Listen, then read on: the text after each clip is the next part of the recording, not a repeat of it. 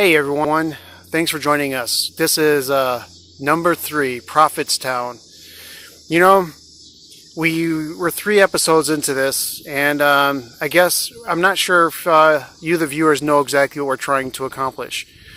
And so I think the best person who can tell us a little bit more about what we're trying to accomplish here is Mike. He's the writer and the producer for the series, and he does a lot of our history. So, hey Mike, so with Let's Go Outdoors, and with this series, Campgrounds of America, what are we trying to provide for people? Well, we're basically in the writing, I'm attempting to cover all the family-oriented activities that are available for people at all these campsites. Because too many people are staying inside their home, kids are playing their video games, people just don't want to do anything or watch TV. In this way, we can kind of show them that there's a little bit more to life than just staying indoors all the time. Then, by covering different aspects of family camping, we can kind of give them kind of a snapshot of what it would be like to do this. I see. So Mike, what kind of campgrounds are we going to be trying to do? Well, right now, it's kind of early in the series. We're focusing on state campgrounds. Oh, I see. Specifically Indiana state campgrounds. Okay. By next year, we plan to be in Michigan. We're going to cover some of them. And then so on and so forth, depending on how our series runs. So are we doing state parks, national parks, or family grounds? Private campgrounds? Well, right now we're just focusing on state grounds, because state grounds have pretty much most of the facilities that most everyone would want. And they are very safety conscious about the people that are there. Private campgrounds, there are good ones and bad ones, don't know enough about them, and I'd rather focus on something that's state run.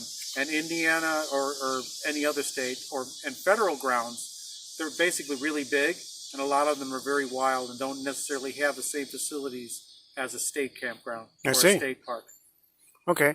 So how many episodes are we actually trying to create this season? Well, this first season is going to be 12 episodes. Okay. There's going to be a 13th episode, but it's going to be highlights from the season that we're doing right now, for the first 12 that we're doing. Okay, and I know, I want people to know right off the bat, we're by no means professionals, correct? No. So we're doing this because we enjoy it and we want to bring this knowledge to people, right? Absolutely. Excellent. And so we're doing family campgrounds. Why are we choosing family campgrounds?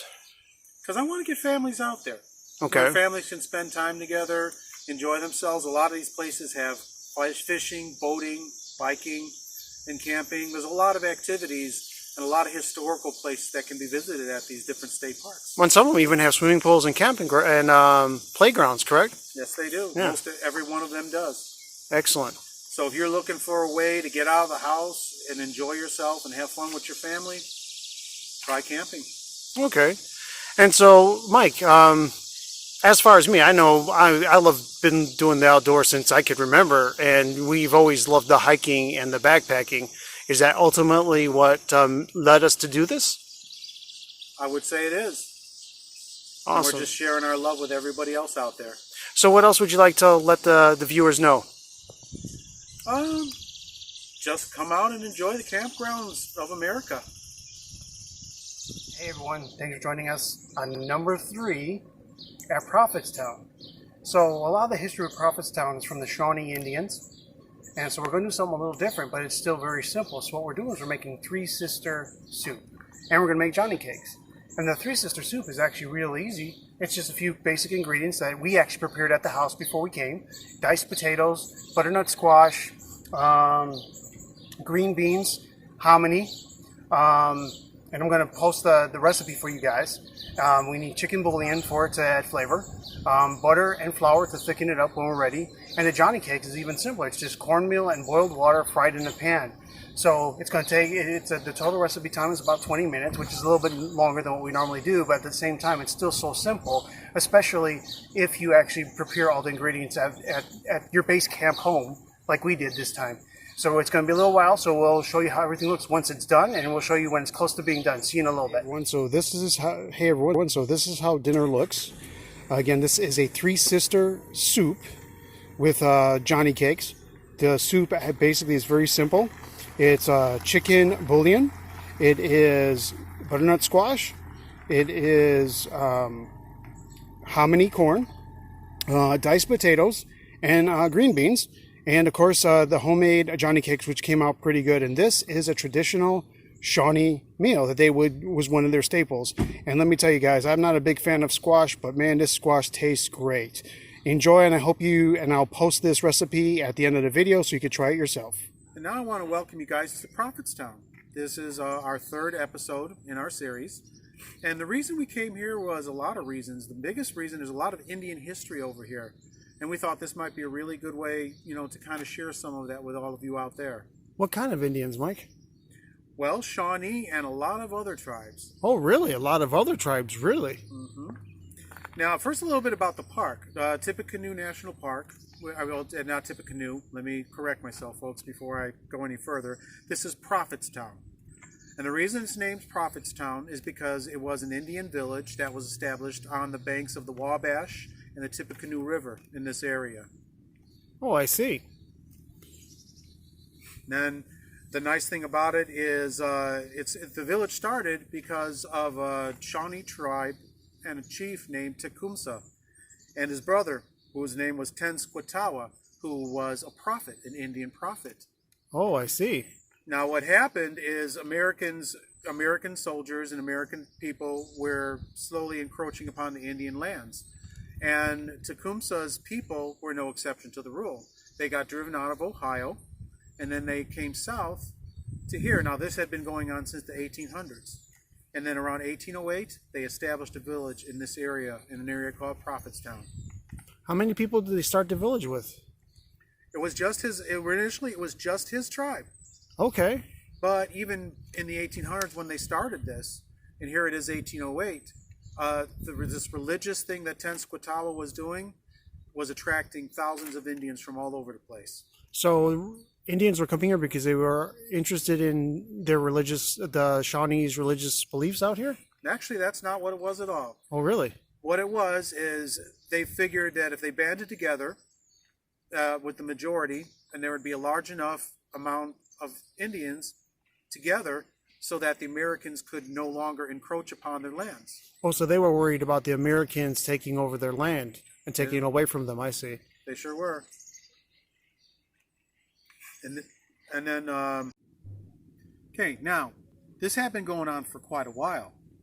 The Americans have been, ever since they started settling the New World, coming from Britain, they were slowly expanding their territories all over the United States, and the Indians were slowly being driven out. So basically what they were doing, in order to expand, they were actually trying to move the native people somewhere else, basically.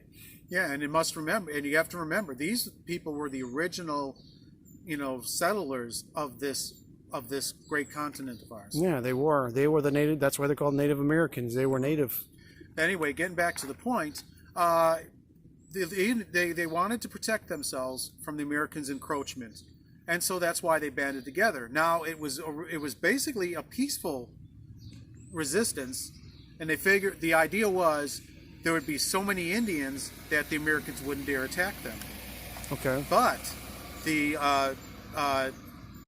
now the governor of the Indiana Territory, which was William Henry Harrison at the time, met with Tecumseh. Tecumseh met with him, and there was about 200 Indians with him at the time when they met, and he assured Harrison that their intentions were peaceful, that they didn't mean no harm, that they were just establishing a city. Okay. After that meeting, Tecumseh went south because he was going to try and recruit more tribes for their cause, and William Henry Harrison had to go to Kentucky on government business. So he's actually trying to unite all these different tribes, which was one of those things that really wasn't heard of, because they were like their own independent nations in a way, weren't they? Correct, because Indians each have their own ways and their traditions, and it's extremely hard to get people together.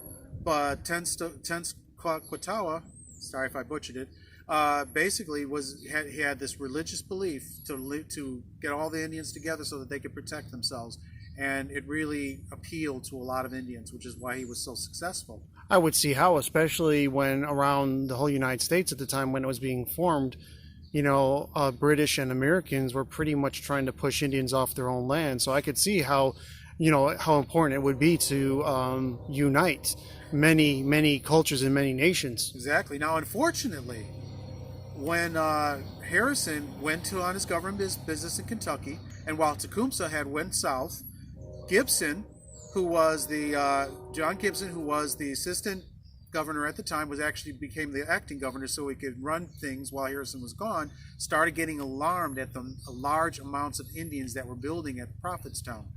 I see. So he's really starting to freak out. Yeah, and so when Harrison got back, he shared this alarming situation with him because he had also found out, according to rumor, he was under the impression that it wasn't a peaceful settlement at all. Okay, so there was a rumor, so he had no proof either way. He just assumed whether they were going to attack or not. Okay. But Harrison was worried enough that he gathered over 1,000 men, Indiana regulars, rangers, basically an army, and I think it came out to about 1,200 men. Okay. And he marched him south, and he marched him south from Vincennes, which at the time was the territorial center, the capital, territorial capital. Okay. That was before Indianapolis became the capital in modern-day Indiana. Okay. At any rate, they worked their way down, and as he was leading his men, they camped along Burnett Creek, created their encampment right there. Now, Tenskwatawa was worried about it because none of the Indians in the village wanted to fight. They really didn't want to fight, as far as from what I understand. But fearing that the American soldiers were going to attack them first, they jumped the gun and surprise attacked them, in order to protect themselves. So originally, the Indians were just minding their own business, and they started fearing for their lives that they might be attacked. Right. So Tenskwatawa thought it was wise to attack first, and that's what happened. I see. Mm-hmm. So on the 7th of November, Native American forces led by Tenskwatawa attacked the encampment. How'd that go? Oh, didn't go so well. A lot of men were lost on both sides, and it was in the early dawn hours, and the fighting was intense for roughly about 2 hours. The battle was fought. So it was only 2 hours. 2 hours. Wow. And what ended up happening is the Indians unfortunately lost the battle, and they got driven away from Prophetstown. And then what happened is the Indiana the regular army, came in and they burned down Prophetstown. Wow, that's amazing. So originally, they were just trying to build a town, build a community with varying Indian tribes of different, backgrounds. And it just, the powers that be at the time in the territory of Indiana just weren't going to have it. Nope. Wow. And that's a brief synopsis of the history of Prophetstown. Wow. See you in the next section, guys.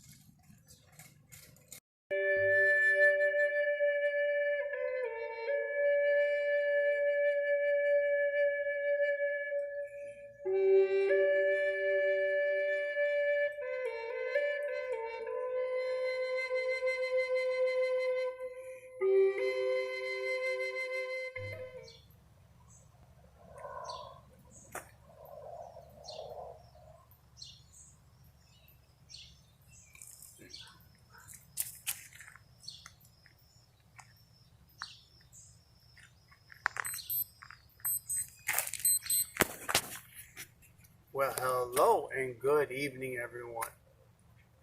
Here we are at Prophetstown, episode number 3. I hope you got the section about the food. That was just fantastic. So what I want to talk about now, here in this nice little interpretive circle here at the park, and what that means is like you'll have rangers who come on and they'll do like a little thing about animals or a little ghost story thing. So that's what this is for, or a communal fire pit. Anyways, that's a whole different story. So one thing I want to talk about is trash. Yes, trash. We all have it, we all use it, and we all dump it. So,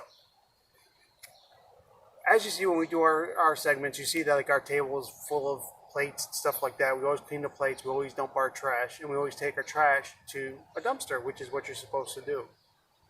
See, most places, including here at Prophetstown, you basically have dumpsters in several locations around the park. So there's really no reason at all for you to leave your garbage on the ground, on the trail, or just laying around somewhere where an animal or another human might run into it or mistake it for something else.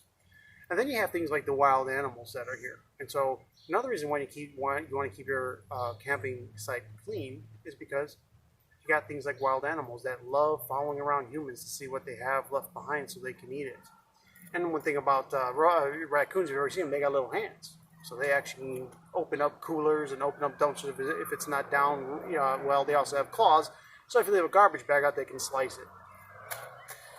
The problem is most humans have a lot of waste like water bottles, plastic bags, styrofoam, and stuff like that that is not biodegradable. And unfortunately, when you leave that in the woods, it causes a couple problems. First off, it could get other animals sick or even kill them because they might think it's a morsel of food, especially if there's like some grease or something on it. They just start chowing down and find out it's not good for them.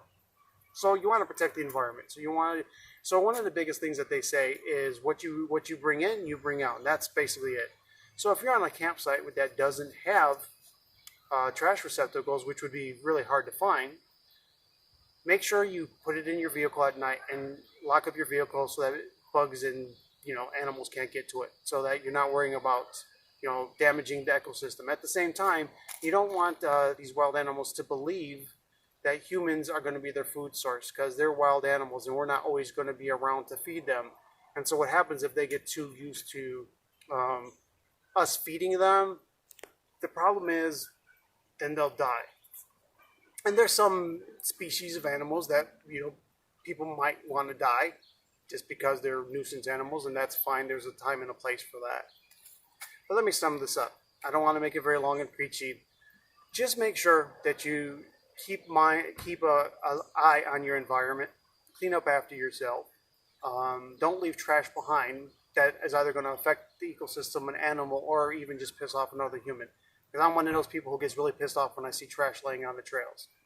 If you're on a trail and you have trash with you, and you have a backpack, bring a little garbage bag with you and just crush up the garbage, the can or the bottle, and put it in your bag. And then when you come back to camp, throw it in one of the dumpsters. So just something to think about, guys. Don't leave your trash behind. Don't feed the animals. And make sure you clean up after yourself, okay? See you in the next segment.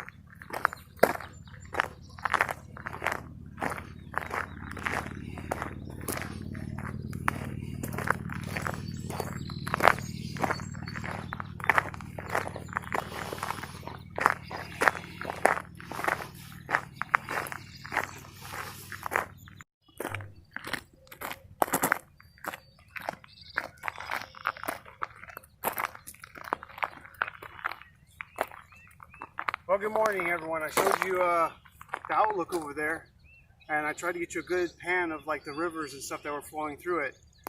So again, we're at Prophetstown here, in Lafayette, in West Lafayette, Indiana.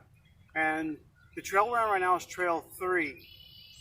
One thing that's cool about Prophetstown, you know, we're going to talk about the Indian history and stuff a little bit later on, actually leads to where two rivers converge, the Tippecanoe and the Wabash River.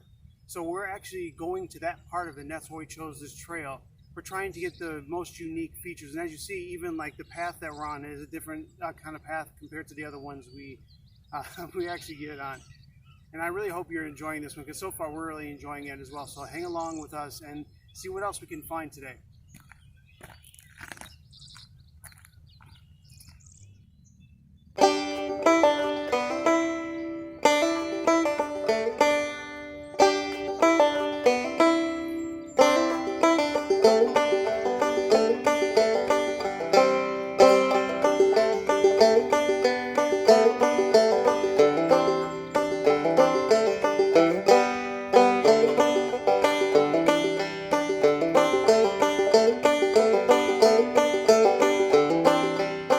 So we just finished Trail 3. We did record some footage for you. I hope you got a chance to see where we're going through and some of the terrain that we were walking on. The idea with this trail was to find where the two rivers, the Wabash and the Tippecanoe, converge and go their separate ways. Unfortunately, there's so much vegetation along the trail, we really couldn't get down to the water where they actually kind of split up. But this, where I'm at right now, this is kind of what you would see along the path anyway. And this is what they would call an observation point. So you can come out and look at the water and see how it flows. And you can hear the water flowing behind me, which basically goes to show us that not too far up the river, which we couldn't get to it, you have these two rivers combining, and that's increasing the flow and making the flow come faster back behind us. So the interesting thing is we forgot to do the research on where these rivers originate from. So I want to give you guys an assignment. Maybe you can help us. This is my first time doing this, but I'm going to ask anyway. Since we're trying to be an education and we're kind of like teachers. If you can find out where the Wabash River originates from and where it ends and let us know in the comments, that'd be awesome. Also, let us know where Tippecanoe starts and ends as well. That would be a cool section to add or just to give that knowledge to other people. So stick with us. We're going to do some other trails and we're going to be doing some more historical stuff later on, but some fun historical stuff. So we'll see you in a little bit.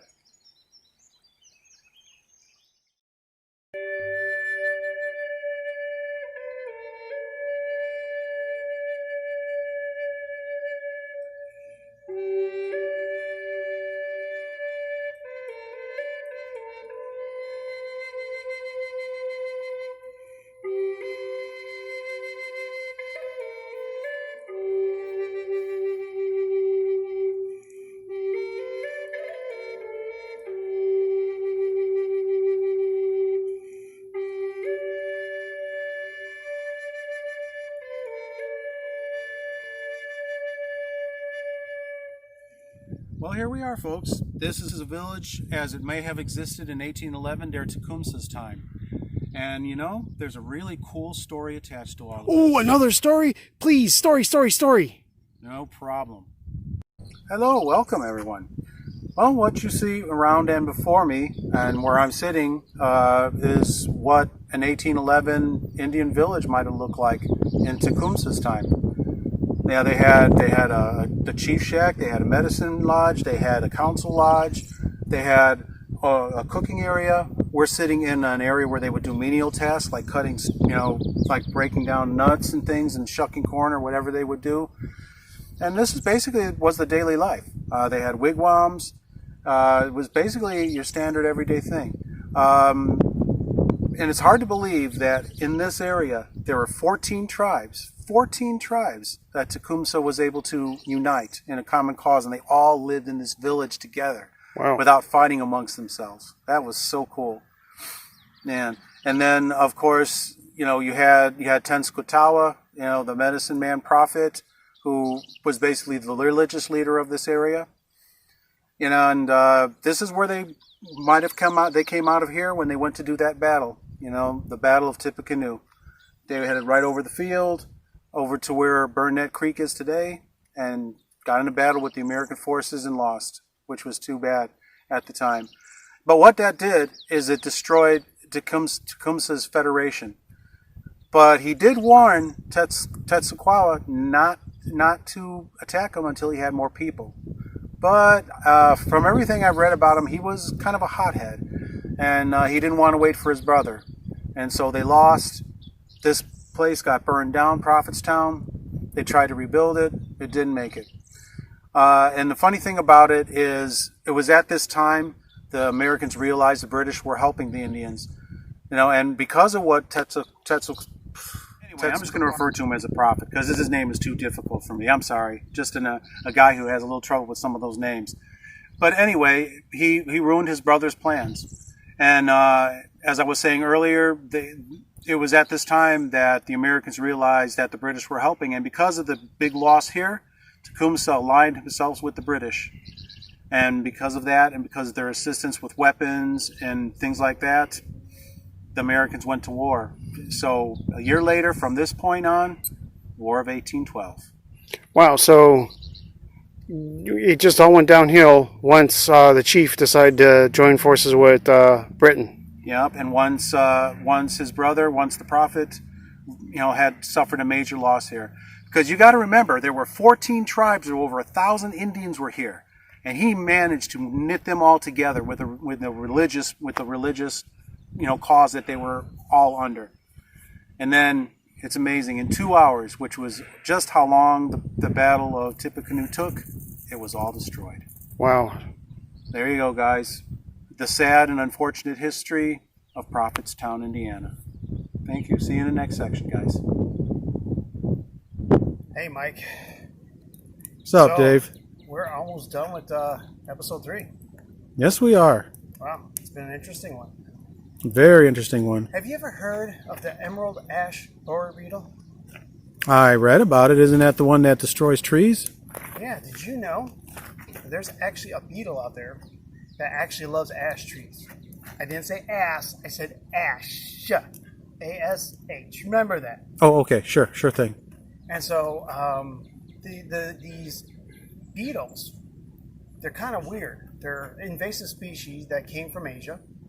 We're not quite sure exactly when. But what they are is they come in and destroy the native ash trees of the United States. And they've been known to go as far as Canada and back as far as Indiana. Holy, wow, that's a lot. And you know what makes it worse is that they can take up to 2 years to mature once they're inside the tree. Why do they choose trees in the first place? Because what they do is there's this thin membrane between the bark and the actual wood of the tree, and they feed on that.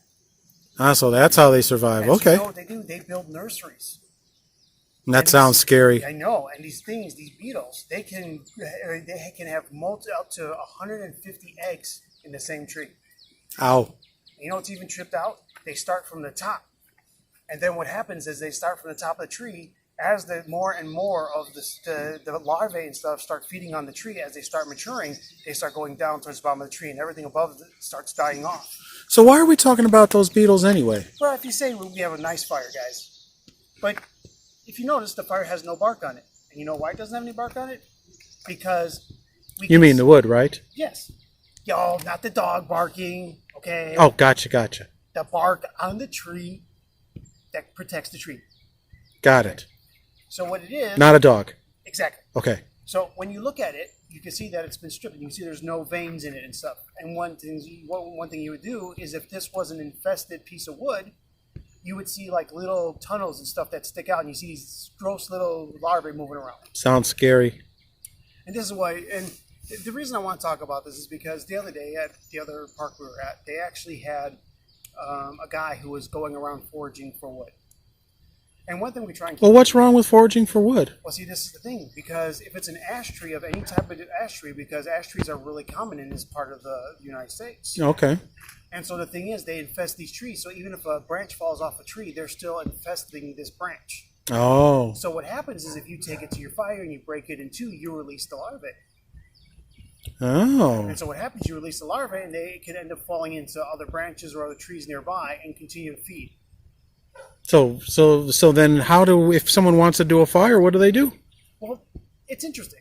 Because the campgrounds we went to, they have what's called FDA approved wood. Yes. FDA approved wood. Yes. I thought that was a food thing. I know, it is, right? Well, I mean, it's fiber.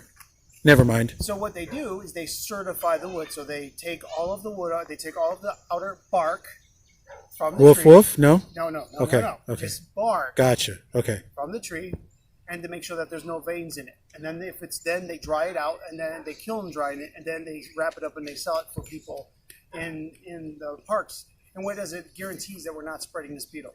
So that's why we can't forage around a park. Now check this out, guys. Women are probably going to love this part. The male beetle only lives for 2 weeks. Well, how's the females going to like that? They live for 3 weeks. So they got them beat by a week. How Yeah, nice. so, women out there are laughing, saying, "I'm going to outlive you." Mm-hmm. Gotcha. Yeah. Okay. And so what happens is, if you leave the tree, Uh-huh. if you leave the tree unmessed with, what happens is they continue to grow inside the tree. Gotcha. And check this out: it could take them up to 2 years to mature. Oh, Up to 2 years. that's terrible. So the thing is, after 2 years, that 2 years, they keep laying eggs in the tree, and it keeps getting more and more infested until the tree completely dies. Wow. But before all that happens, these beetles, when they mature, after up to 2 years, they actually dig their way out of the center of the tree, and they leave like a D-shaped hole. It's kind of weird, but it looks like a D. And so you would see, if you see trees in the woods that have big holes in them that say they look like a D, that's most likely an emerald ash borer. So the moral of the story is buy wood outside, make sure it's FDA approved, and don't pick up and forage wood in the state parks. Yes. And the way the beetle looks like, so if you want to know what kind of beetle it is, they are a bright emerald green shiny beetle. Keep an eye out for those. Just a thought to ponder. Excellent. Thanks, man. That's good information, dude. Right.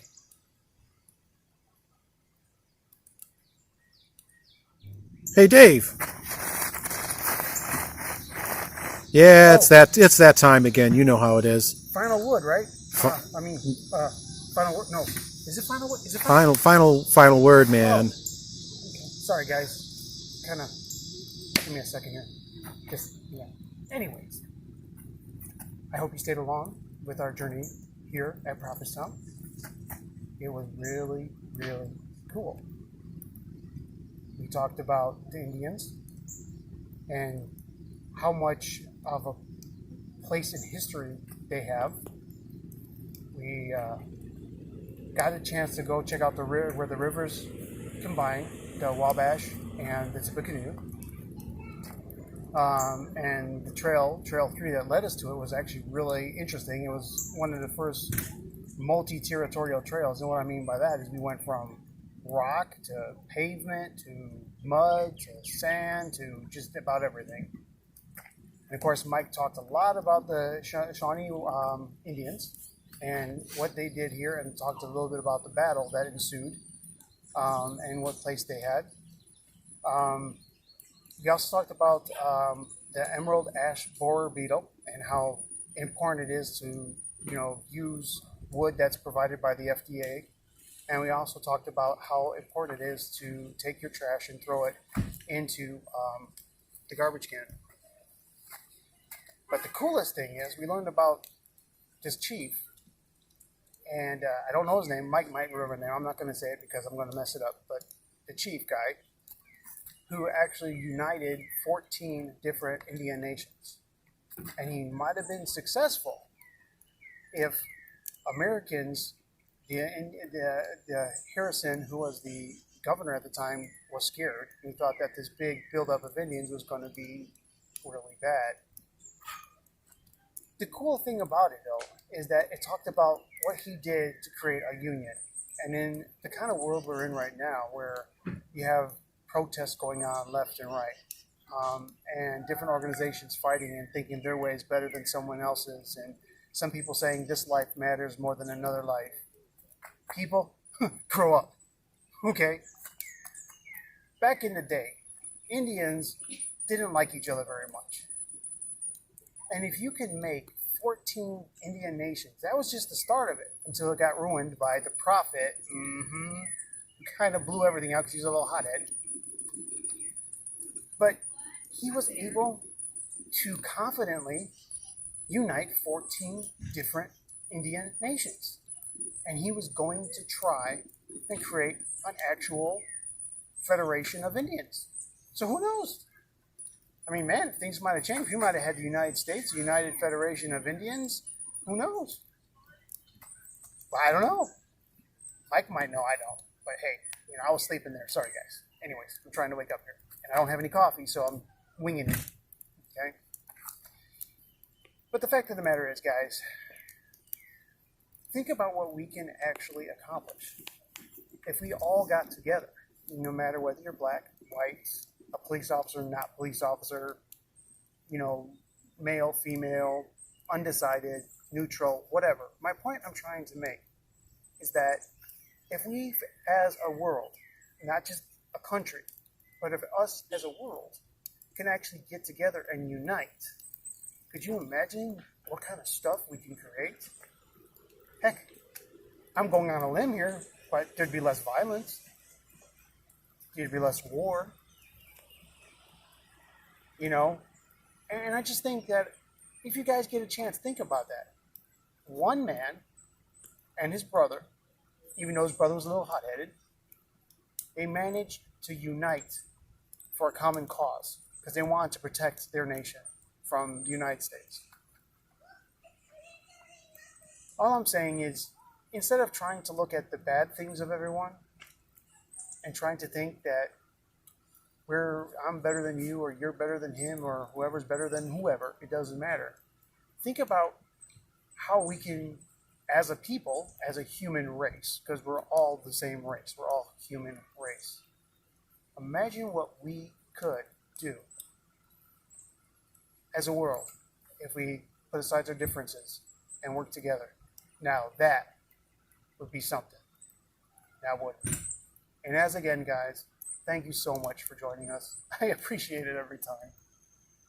And, if you really like it, subscribe. Man, we really want to hear from you guys. And, as usual, I'll see you in the next campground of America. Take care, all.